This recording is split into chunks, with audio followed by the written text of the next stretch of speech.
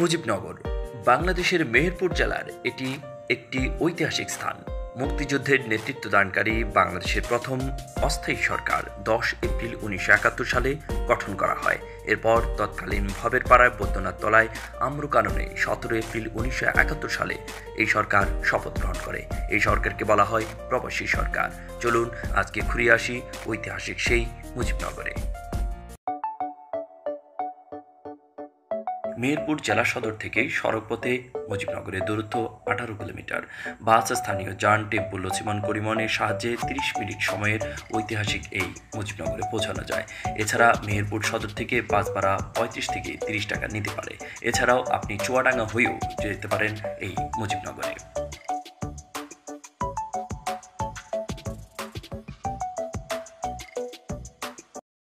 এই সেই ঐতিহাসিক আম্রকানন অর্থাৎ আমবাগান। 1971 সালের 17 এপ্রিল মেহেরপুর জেলার মুজিবনগর উপজেলার বৈদ্যনাথ তলা গ্রামের ঐতিহাসিক আম্রকাননে বাংলাদেশের প্রথম অস্থায়ী সরকারের শপথ গ্রহণ অনুষ্ঠিত হয়। উক্ত শপথ গ্রহণ অনুষ্ঠানে দেশ বিদেশের বরেণ্য সাংবাদিকরা উপস্থিত থেকে স্বাধীন বাংলাদেশ সরকার গঠনের বিষয়টি বিশ্বব্যাপী প্রচার করেন। এই ঐতিহাসিক ঘটনা বাংলাদেশের মুক্তিযুদ্ধের নতুন প্রাণ সঞ্চার করে এবং বাংলাদেশ সরকারের আইনানুগ বৈধতা প্রদান করে। ঐতিহাসিক শপথ গ্রহণের স্থানে মুজিবনগর স্মৃতিসৌধ নির্মিত হয়েছে। উক্ত স্মৃতিসৌধ ও ঐতিহাসিক আম্রকানন যে কোনো পর্যটকের জন্য দৃষ্টি আকর্ষণ করবে। মুজিবনগর সরকার, যা গণপ্রজাতন্ত্রী বাংলাদেশ সরকারের অস্থায়ী সরকার বা প্রবাসী বাংলাদেশ সরকার নামেও পরিচিত। মুক্তিযুদ্ধ চলাকালীন 1971 সালের 10 এপ্রিল জনগণের রায়ে নির্বাচিত সদস্যদের নিয়ে গঠন করা হয়। 1971 সালের 17 এপ্রিল এই সরকারের মন্ত্রিপরিষদের সদস্যরা বৈদ্যনাথ তলায় অর্থাৎ এই মুজিবনগরে শপথ গ্রহণ করেন। 1971 সালের 26 মার্চ বাংলাদেশের স্বাধীনতা ঘোষণা এবং পাকিস্তানি হানাদার বাহিনীর বিরুদ্ধে দেশের জনগণের প্রতিরোধী যুদ্ধ শুরু হলেও বাংলাদেশের মুক্তিযুদ্ধ পরিচালনার জন্য মুক্তিবাহিনী সংগঠন ও সমন্বয় আন্তর্জাতিক সম্প্রদায়ের সমর্থন আদায় এবং এই যুদ্ধে প্রত্যক্ষ সহায়তাকারী রাষ্ট্র ভারতের সরকার ও সেনাবাহিনীর সঙ্গে সাংগঠনিক সম্পর্ক রক্ষায় এই সরকারের ভূমিকা ছিল অপরিসীম। এই সরকার গঠনের সঙ্গে সঙ্গে পাকিস্তানি সেনাবাহিনীর বিরুদ্ধে প্রতিরোধ যুদ্ধ প্রবল যুদ্ধে রূপ নেয় এবং স্বাধীন ও সার্বভৌম রাষ্ট্র হিসাবে বাংলাদেশের বিজয় অর্জন ত্বরান্বিত হয়।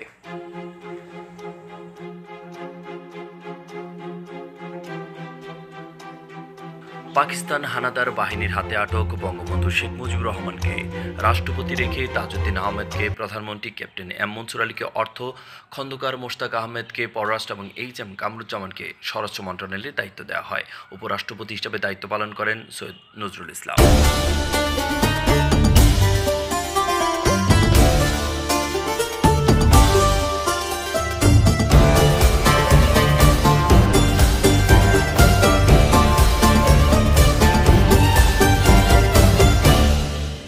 এই কমপ্লেক্স মুক্তিযুদ্ধের ঘটনাবলী স্মারক মোরাল স্থাপন করা হয়েছে। সার্বিকভাবে মুজিবনগর স্মৃতিসৌধ, মুক্তিযুদ্ধ স্মৃতি কমপ্লেক্স, ঐতিহাসিক আম্রকানন, ঐতিহাসিক 6 দফার রূপক উপস্থাপনকারী 6 ধাপের গোলাপ বাগান বাংলাদেশের মুক্তিযুদ্ধের এক জীবন্ত প্রদর্শন হিসাবে বিবেচিত হবার দাবি রাখে। মুক্তিযুদ্ধ স্মৃতি কমপ্লেক্সের ভিতরের অংশে মুক্তিযুদ্ধকালীন কিছু ঐতিহাসিক ঘটনার ভাস্কর্য স্থাপন করা হয়েছে। মুক্তিযুদ্ধের স্মৃতি বিজড়িত উক্ত ভাস্কর্যগুলি যে কোনো বিদগ্ধ পর্যটককে আকর্ষণ করবে, আমাদেরকে এক মুহূর্তের জন্য নিয়ে যাবে 1971 সালের সেই দিনগুলিতে।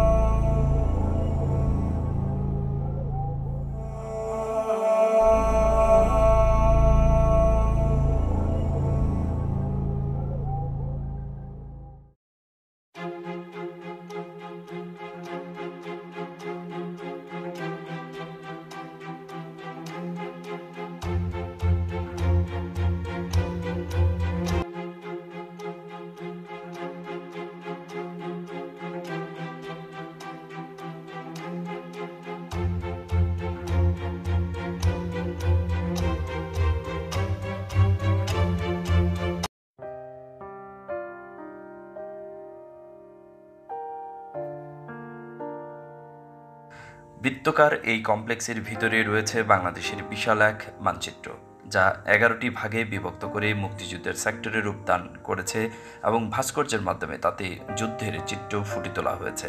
এছাড়া গুরুত্বপূর্ণ স্থাপনাগুলো ভাস্কর্যের মাধ্যমে ফুটিয়ে তোলা হয়েছে।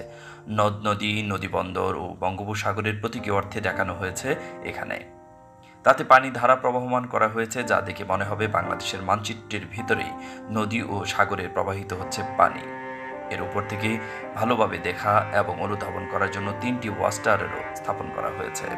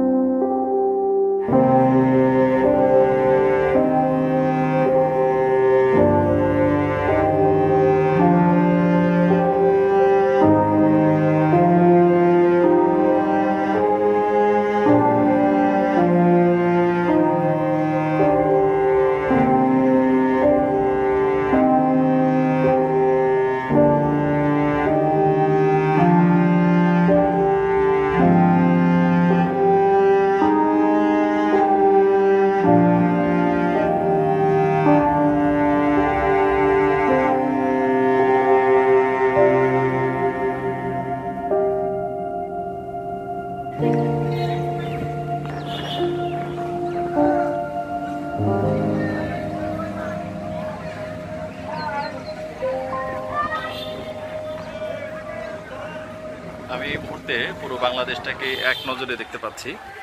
সেটা হচ্ছে এই হলো বাংলাদেশের ম্যাপ, যে ম্যাপে যুদ্ধের সময় কোথায় কী ঘটেছে সেটাই তুলে ধরবার চেষ্টা করা হয়েছে।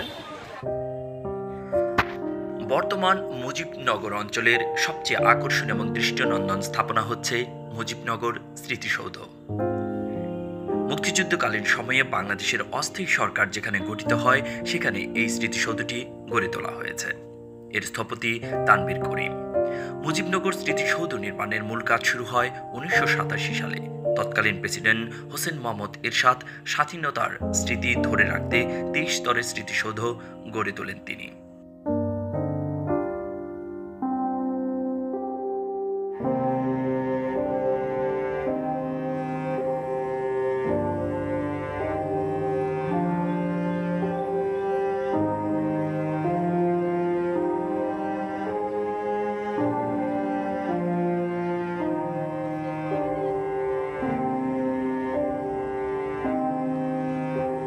স্মৃতিসৌধটি 23টি ত্রিভুজাকৃতির দেয়ালের সমন্বয়ে গঠিত, যা বৃত্তাকার উপায়ে সারিবদ্ধভাবে সাজানো হয়েছে। 23টি দেয়াল অর্থাৎ আগস্ট 1947 থেকে মার্চ 1971 এই 23 বছরের স্বাধীনতা আন্দোলনের প্রতীক হিসাবে ব্যবহৃত হয়েছে। প্রথম দেয়ালটির উচ্চতা 9 ফুট 9 ইঞ্চি এবং দৈর্ঘ্য 20 ফুট। পরবর্তীতে প্রতিটি দেয়ালকে ক্রমান্বয়ে দৈর্ঘ্য 1 ফুট ও উচ্চতা 9 ফুট করে বাড়ানো হয়েছে, যা দ্বারা বোঝানো হয়েছে বাংলাদেশ তার স্বাধীনতার জন্য 9 মাস ধরে যুদ্ধ করেছিল। শেষ দেয়ালের উচ্চতা 25 ফিট 6 ইঞ্চি এবং দৈর্ঘ্য 42 ফুট। প্রতিটি দেয়ালের ফাঁকে অসংখ্য ছিদ্র আছে, যেগুলোকে পাকিস্তানি শাসক গোষ্ঠীর অত্যাচারের চিহ্ন হিসাবে প্রদর্শন করা হয়েছে। স্মৃতিসৌধটির ভূমি থেকে 2 ফুট 6 ইঞ্চি উঁচু বেদিতে অসংখ্য গোলাকার বৃত্ত রয়েছে, যা দ্বারা 1 লক্ষ বুদ্ধিজীবীর খুলিকে বোঝানো হয়েছে। পাকিস্তান হানাদার বাহিনী থেকে কিছুটা নিরাপত্তার জন্যই বাংলাদেশ ভারত সীমান্তের এই জায়গাটি মুক্তিযুদ্ধের সময় এই মুজিবনগর সরকার গঠনের স্থান হিসাবে বেছে নেওয়া হয়। বাংলাদেশের দীর্ঘায়ু কামনা করে আজকে আমরা বিদায় নিচ্ছি বাংলাদেশের শেষ সীমান্ত মেহেরপুরের মুজিবনগর থেকে।